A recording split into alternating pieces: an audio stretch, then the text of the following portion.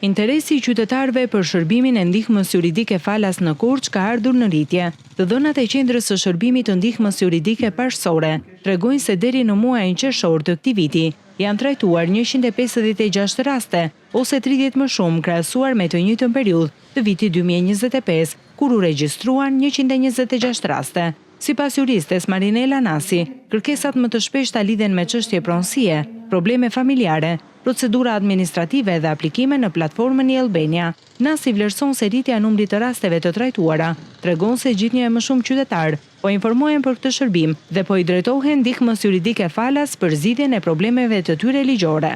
Mund të theksojmë faktin që për 6 mujorin e parë të vitit 2026 kemi patur një rritje me 30 raste nga nëse do ta krahasonim me 6 mujorin e vitit 2025. Kërkesat për ndihmë juridike falas kemi patur më tepër kërkesa për ndihmë juridike parësore, që ka të bëjnë me aplikimet për pension pleqërie, me rishqyrtimet e pensioneve, ankimimet në përkomisionet rajonale dhe qendrore, aplikimet për certifikat pronësie apo kartel dhe hartë kadastrale, ndërsa për ndihmën juridike dytësore kemi patur më tepër raste për zgjidhje martese dhe autorizim kalim kufiri që bëhen me kërkesë në gjykatë. Kemi patur edhe nga qyteti Korçës, edhe nga bashkia Maliq, edhe nga bashkia Devoll, edhe nga bashkia Kolonjë.